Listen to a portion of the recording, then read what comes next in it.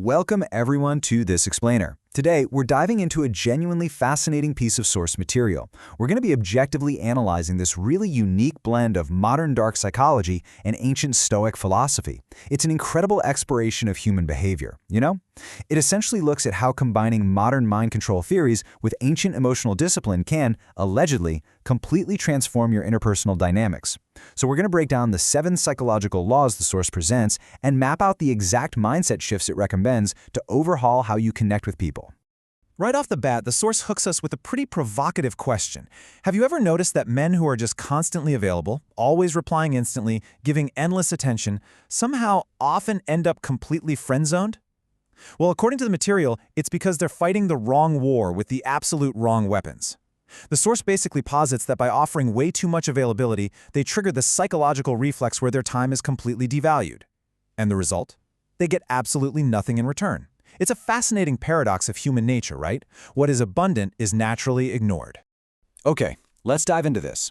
To logically unpack the source's 7 psychological principles, we'll quickly move through 6 clear themes: the timeline of transformation, scarcity, perceived value, emotional dependency, the power of silence, and finally, guided freedom. Starting with Section 1, Ancient Wisdom Meets Psychology. The source frames all of these principles around a highly specific 21-day transformation timeline. The core argument here is that simply shifting your behavioral patterns over 3 weeks can completely reverse how someone perceives you. Just look at day 1 on the timeline. We see a dynamic where a person is overly available, right? Sending constant messages, offering gifts, and they're basically just met with cold indifference. But then, by day 10, the individual totally stops these behaviors. Instead, they begin rigorously applying structured psychological principles and Stoic detachment. And the crazy part? By day 21, the material claims the relationship dynamic completely flips. You move from the periphery of their attention right to the dead center, with that previously indifferent person now actively seeking you out. It's a drastic timeline for sure, but it relies entirely on altering your own behavioral output. Moving on to Section 2, Scarcity and Calculated Indifference. To kick off the internal mindset shifts required for this whole transformation, the source actually combines 2 laws: scarcity and calculated indifference. To really anchor the idea of scarcity, it leans on Stoic philosophy, specifically this concept from Marcus Aurelius. The source argues that constant availability literally kills attraction. Think about it. If you're always there, always ready to just drop everything at a moment's notice, you subconsciously communicate that your own time has absolutely no inherent value. And we fall into this trap all the time. The overarching principle here is that human beings only truly appreciate what is rare and hard to obtain. So here's the practical application of that. The mistake most of us make is dropping everything for that instant gratification. The principle the source says to adopt instead is making your life genuinely purposeful. The material actually shares a really compelling anecdote about a guy named Rahul. So Rahul was going on these aimless, super frequent dates with a woman who just wasn't taking him seriously. But by applying this law, Rahul reduced their dates to just once a week. The catch? He made sure that that one date was incredibly special and purposeful. By making his time scarce but exceptionally high quality, the entire dynamic transformed, and she actually started anticipating their meetings. Which builds directly into this concept of calculated indifference. The source uses Epictetus to highlight the absolute danger of emotional reactivity. It introduces a story about Arjun, a man who would literally ruin his own mood and his entire day whenever a text response was delayed. Sound familiar? The source points out that when you emotionally vibrate at every tiny behavioral shift of another person, you project desperation. And desperation? That is the ultimate attraction killer. So, instead of reacting emotionally, the source suggests a pretty fascinating 2-step principle. First, you have to control your emotional state so your happiness isn't tethered to their actions. Second, you use the mirror technique. It's simple. You just mirror their level of investment. If they send a short text, you send a short text. But then, the source introduces a twist, and they call it addictive uncertainty. It's wild, but basically, occasionally, you intentionally break the pattern. If they expect you to be cold, be warm. If they expect excitement, be totally neutral. This creates a psychological loop of intrigue that keeps the other person constantly guessing. All right, Section 3, Mastering Your Perceived Value.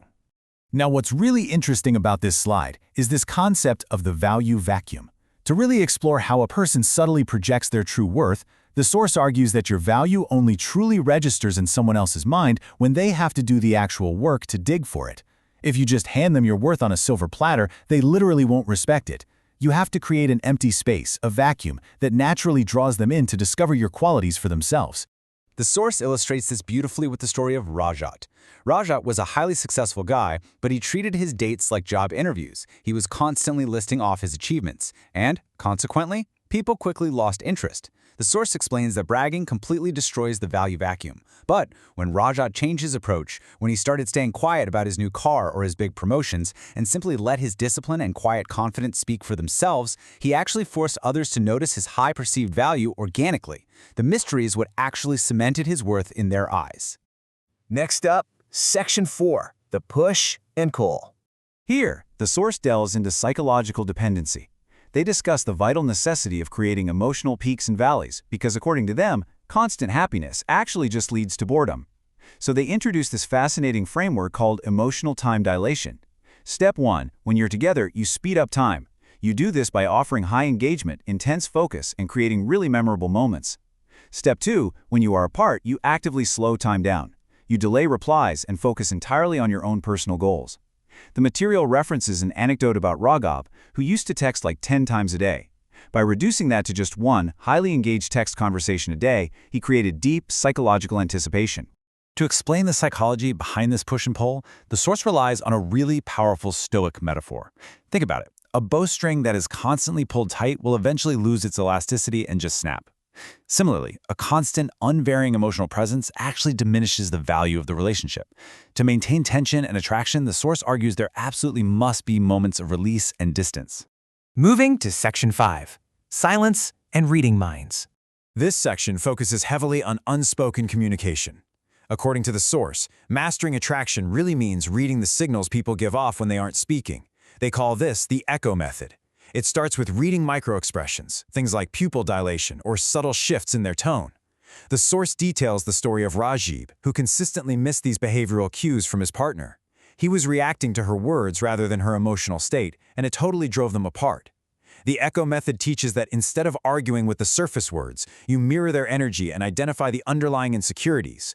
You respond to the emotion, not the argument. So the crucial point is how you respond when you're challenged. The source introduces the vacuum effect. When someone throws emotional bait at you, instead of getting all defensive, you just create a silent, empty space. This strategic silence basically acts as an emotional mirror. It forces the other person to fill that uncomfortable void with their own thoughts, their own overanalysis, and their own doubts. The material categorizes this into 3 distinct forms of silence: response silence, present silence, and distant silence. The source shares a great anecdote about a man named Aryan to illustrate this. When a romantic interest sarcastically told Aryan he had changed, instead of getting defensive, he utilized response silence. He literally said absolutely nothing. His total lack of a defensive reaction built such massive intrigue and self-doubt in her mind that she actually sought him out the very next day. And finally, Section 6, Control through Guided Freedom. We now arrive at a concept the source claims 99% of men fundamentally fail to grasp, giving up surface control to gain true psychological influence. To contextualize this, the source brings in Seneca's wisdom. The danger of being controlling is highlighted through the anecdote of Karan. Karan was a guy who, purely out of affection, micromanaged his dates. He completely suffocated his partners with constant planning and check-ins. By trying to hold on way too tightly, he accidentally pushed them right away. The material argues that human beings intrinsically crave freedom, and any attempt to restrict it immediately triggers a desire to escape. And this brilliantly illustrates the solution the source proposes, which they call choice architecture. Think about how you make plans. Instead of dictating the terms, you just set the boundaries. For example, you say, "Let's meet Tuesday or Friday. What works for you?" You offer the choice. This allows them to feel like it was their complete unforced decision, even though you constructed the framework. It totally removes the friction of control while you're still subtly steering the dynamic. The ultimate expression of this is what the source calls the freedom bind. The mistake most people make is forcing connection the very second someone pulls away. The Stoic psychological principle here is to do the exact opposite. You give them space willingly and completely. By entirely removing the pressure and proving you are totally unbothered by their distance, you paradoxically create the ultimate form of psychological connection. And that natural space, it naturally draws them back to you. Wow, we've covered a lot of ground today. We've objectively analyzed how this source merges ancient Stoic emotional control with pretty modern psychological tactics. It's a profound and honestly at times intense breakdown of interpersonal dynamics. As we wrap up this explainer, I really want to leave you with a thought. After exploring the intricacies of scarcity, silence, and guided freedom, which of these 7 principles do you think reveals the most about true human nature? Keep that in mind as you navigate your own interactions. Thanks for learning with us today.